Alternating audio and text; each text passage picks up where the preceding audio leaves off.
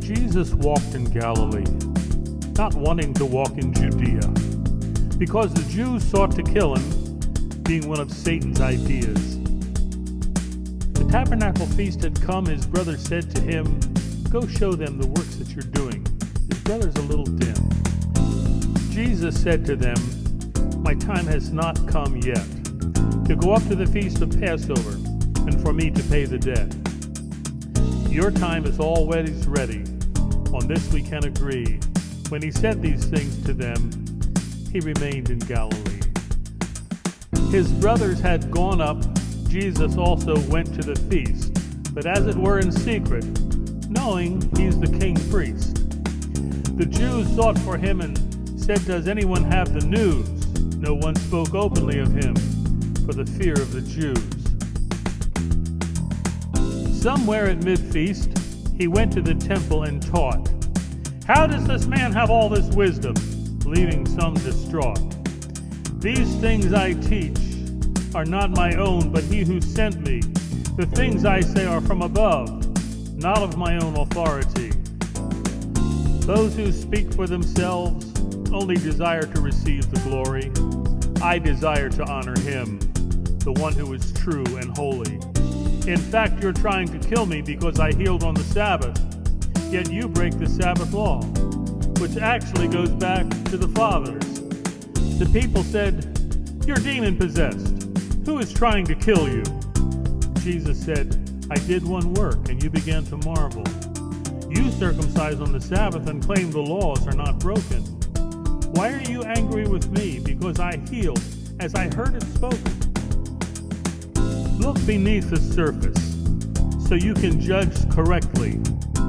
Some who lived in Jerusalem started to ask directly, "He is speaking in public, and you know what? No one seems to stop him.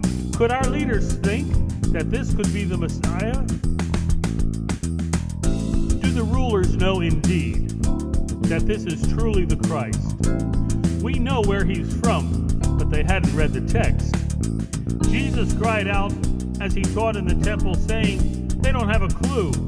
I have not come of myself, but he who sent me is true."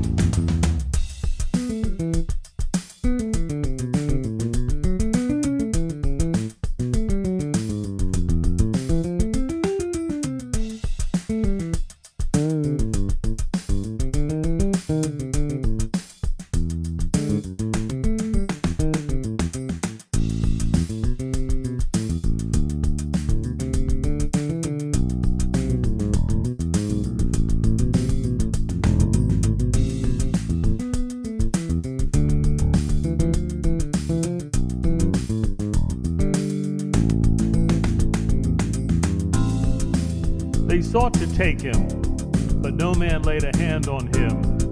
Many sincerely believed in him that day and said, "When the Christ comes, will he do more signs than these?" Why can't these see that this is the Christ if they'd only get on their knees? Pharisees heard the crowd murmuring these things concerning him. So the Pharisees and priests sent officers to take him. Then Jesus said to them, "I'll be with you a little while longer. Then I go to him who sent me. Where I am going, you cannot come." The Jews said among themselves, "Where can he go that we won't find him? Does he intend to go to the dispersion to teach among the Greeks? What is this thing that he has said? You will seek me and I will be unseen. You will seek me and not find me? What in the world could this mean?"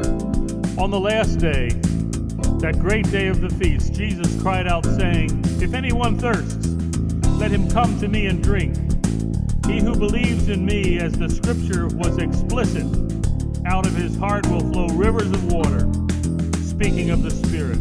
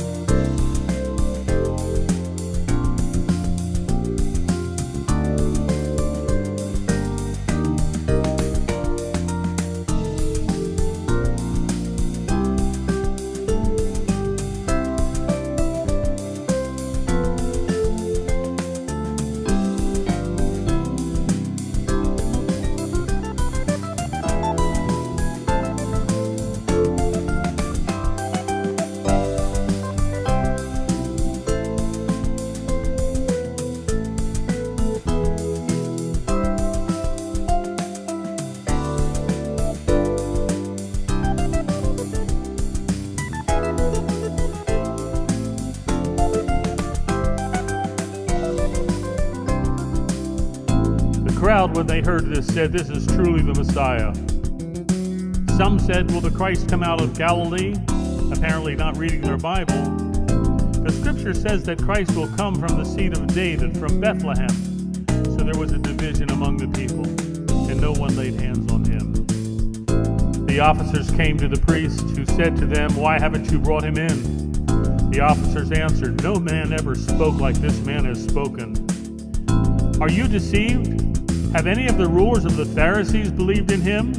The foolish crowd follows him, not knowing God's curse is on them. Nicodemus, coming to Jesus by night, being one of them, said, "Is it legal to convict a man? Is it possible for us to be misled? It's clear to us that a prophet has not come from Galilee." Someone, again, was not reading their Bible, misinformed tremendously.